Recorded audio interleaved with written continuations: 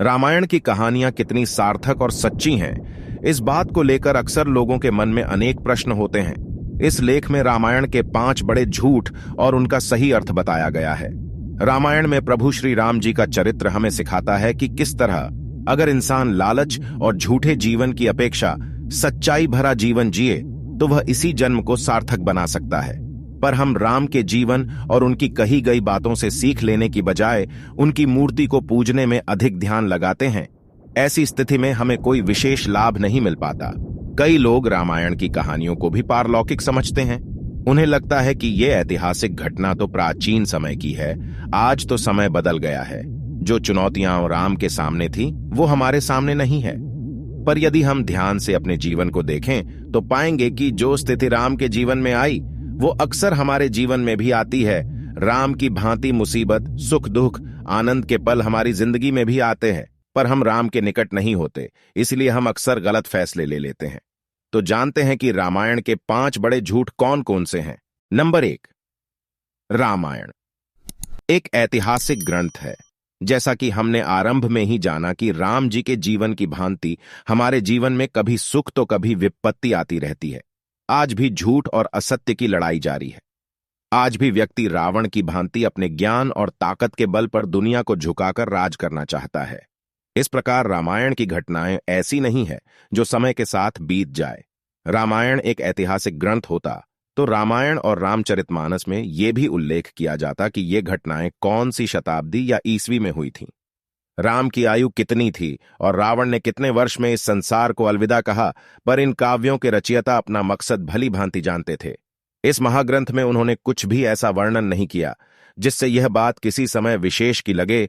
उनका एक ही उद्देश्य था, लोगों की भलाई करना। उन्होंने यह महाकाव्य इस तरह रचा जिससे कि इसका लाभ हजारों वर्ष बीतने के बावजूद आज भी हो रहा है।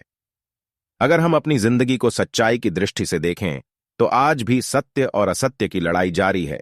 जिस तरह असुर पहले साधु और देवताओं के अच्छे कार्यों में बाधा डालते थे, ऐसे असुर आज नए रूप में हमारे सामने हैं और आम लोगों को लूट रहे हैं। तो रामायण की घटनाएं पुरानी नहीं है, आज की हैं। नंबर 2, कुंभकर्ण की निद्रा। रामायण की कथा के अनुसार कुंभकर्ण को नींद इतनी प्यारी थी कि वह 6 महीनों तक बेसुध होकर सोता था।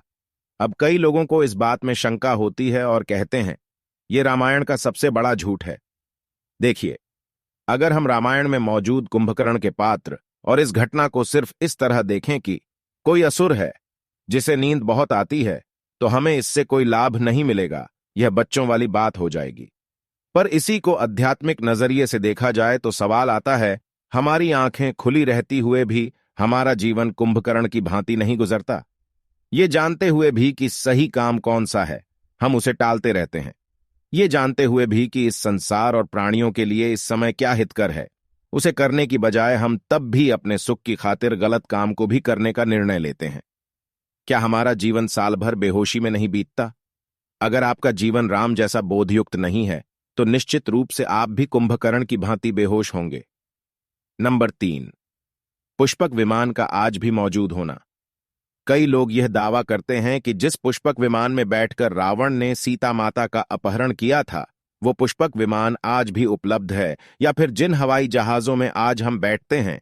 हमारी संस्कृति में तो ऐसे विमान की खोज तो हजारों वर्ष पहले हो गई। यदि आप वास्तव में हिंदू हैं तो आपको इन बचकानी बातों से परहेज करना चाहिए। देखिए, रामायण में पुष्पक विमान का जिक्र सिर्फ प्रतीक इशारे के लिए किया गया था। अब हमें नहीं मालूम कि वास्तव में वो विमान कैसा था, कैसे बनाया गया था। पर यदि आप इस बात का उल्टा अर्थ करें और कहें कि पुष्पक विमान यानी हवाई जहाज हमारी देन है, तो इससे न सिर्फ आपको झूठ साबित किया जा सकता है, बल्कि इससे धर्मग्रंथ का अपमान होगा। रामायण हमें क्या सिखाना चाह रही है और हम किस चीज को पकड़कर बैठे हैं।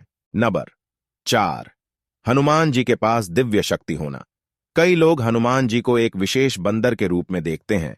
उनका आसमान में उड़ना, द्रोणागिरी पर्वत उठाना और जड़ी बूटी लाना, प्रभु श्री राम और मां सीता की भक्ति का प्रमाण सीना फाड़ कर देना इत्यादि, यह सभी घटनाएं वास्तव में हमें किसी अलौकिक शक्ति की नहीं बल्कि किसी विशेष बात की ओर इशारा करती हैं।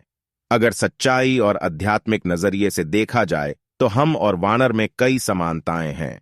हम भी एक तरह से वानर ही हैं। लेकिन वानर होते हुए भी, यानी हमारी सीमित सामर्थ्य होते हुए भी, हम प्रभु श्री राम यानी सत्य की सेवा कर सकते हैं। वानर तो अनेक थे, पर हनुमान ही क्यों विशेष थे, क्योंकि अपना जीवन उन्होंने जो सबसे बड़ा है, परम सत्य है, उसकी सेवा में समर्पित कर दिया था। आप अपनी जिंदगी को देखिए और बताइए, आप किसकी सेवा में हाजिर हैं? क्या आप उन लोगों के सामने तो नहीं झुक रहे जो रावण की भांति इस दुनिया पर लोगों पर छा जाना चाहते हैं, या फिर आप सत्य की सेवा में हैं जिससे दूसरों का कल्याण होता है? नंबर 5, रामायण के सबूत आज भी होना। जब जब रामायण की घटना की सत्यता पर प्रश्न खड़े किए जाते हैं, तो राम सेतु का मुद्दा हो, या फिर लंका में हनुमान जी के बड़े बड़े पैरों के निशान हो, या रावण के महलों की बात हो, ये बातें खूब मीडिया में और लोगों के बीच चर्चा का विषय बन जाती है, सिर्फ इसलिए ताकि जो लोग नास्तिक हैं, जिनकी धार्मिक ग्रंथ पढ़ने में रुचि नहीं है, उन्हें यह साबित किया जाए कि आप गलत हैं और मैं सही हूं। देखो ना, राम जिस जगह से गुजरे थे, वो जगह आज भी मौजूद है। हनुमान जी के पैरों की छाप देखो, आज भी श्रीलंका में मिल जाएगी, और ये गिलहरी के पीठ पर जो हाथों के निशान भी राम के हैं। तो अगर आप इस तरह सबूत खोजने में लग जाएंगे, तो ये बात तो जाहिर है कि आपका समय खराब होगा, और संभव है कोई आपको फिर भी गलत साबित कर दें। लेकिन यदि आप राम जी के चरित्र को, उनके सामने आई चुनौतियों को अपने जीवन से जोड़कर देखेंगे, तो पाएंगे जो राम जी के साथ हुआ, वैसा कई बार हमारे साथ भी होता है। राम जी ने तो लंका को छोड़ दिया, और हम कैसे कुछ रुपयों को छोड़ने में निराश हो जाते हैं। राम जी ने तो सुख के खातिर राजमहल त्याग दिया, और हम अपने सुख के लिए छोटे छोटी चीजों को भी त्याग नहीं पाते। जब हम जानेंगे कि राम जी हमें सिखा रहे हैं कि जीवन में क्या पकड़ने लायक है और जीवन सही कैसे जिया जाए, और हम किन चीजों में उलझे हुए हैं, तो मात्र ऐसा करके ही राम हमारे काम आएंगे। लेकिन यदि राम को हमने किसी स्थान विशेष का बना दिया, तो हम उनसे वो सीखने से वंचित रह जाएंगे जो सीखने के लिए इस धर्म ग्रंथ को रचा गया। तो दोस्तों, ये वीडियो आपको कैसा लगा हमें कमेंट बॉक्स में जरूर बताएं, और चैनल को भी सब्सक्राइब जरूर करें, ताकि इस तरह की पुराणिक कथाओं से जुड़ी सत्य जानकारी आपको हमेशा मिले। जय श्री राम।